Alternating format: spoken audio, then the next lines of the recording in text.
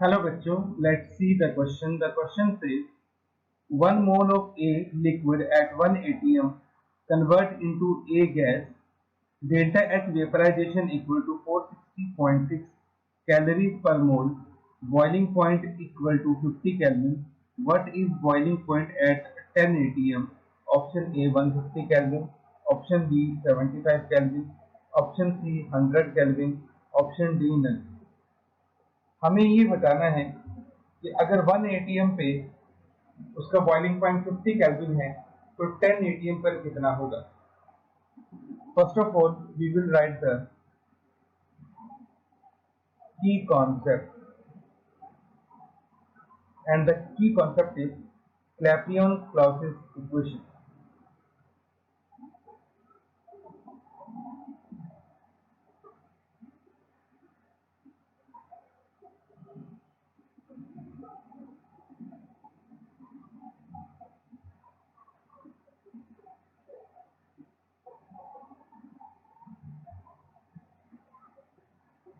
इस इक्वेशन को यूज करके हम इस क्वेश्चन को सॉल्व करेंगे। तो सबसे पहले तो हम इस इक्वेशन को लिख लेते हैं। ये इक्वेशन होती है delta H is equal to 2.303 R T1 into T2 upon T2 minus T1 log P2 over P1। तो इस इक्वेशन को यूज करके हम क्वेश्चन को सॉल्व करेंगे। सबसे पहले तो जो जो वैल्यूज आपको गिवन है वो लिख लेते हैं। At P equal to 1 atm, इसको हम P1 मान लेते हैं। आपको T1 कितना दे रखा है 50 केल्विन। एट P2 जो कि आपको दे रखा है 10 एटीएम, इस पे T2 कितना होगा वो हमें फाइंड आउट करना है। इसके अलावा हमें यहाँ पे डेल्टा H की वैल्यू दे रखी है और डेल्टा H की वैल्यू हमें कितनी दे रखी है 460.6 कैलोरीज पर मोल। तो अब हम ये सारी की सारी वैल्यूज इस इक्वेशन नंबर 1 में पुट कर देते हैं। तो इक्वेशन नंबर पुट करने पर हमारे पास कुछ इस तरह से बनेगा। पहले हम थोड़ा इक्वेशन 1 को रीअरेंज कर लेते हैं।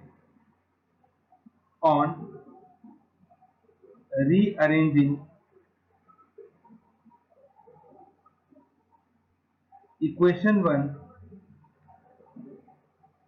वी गेट, हम डेल्टा एच को इधर ले आएंगे और बाकी सारे टेम्परेचर वाली टर्म को उस साइड ले जाएंगे। तो हमारे पास बचेगा 1/T1 माइनस 1/T2 करते हैं इक्वल टू 2.303 R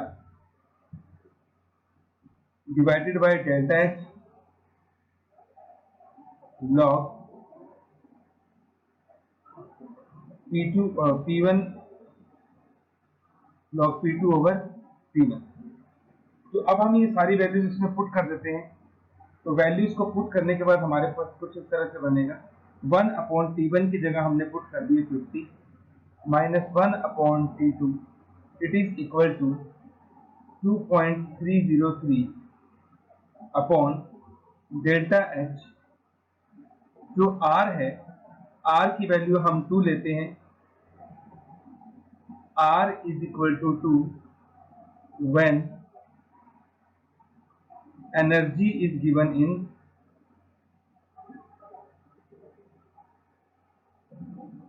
कैलोरी। जब भी एनर्जी कैलोरीज में दे रखी होती है तो हम R की वैल्यू को 2 यूज करते हैं। लॉग P2 की जगह हमने 10 पुट कर दिया और Pv की जगह हमने 1 पुट कर दिया। तो log 10 हमारे पास कितना हो जाता है 1 हो जाता है। हम यहाँ पे डेल्टा H की वैल्यू भी पुट कर देते हैं और डेल्टा H की वैल्यू हमारे पास है 460.6।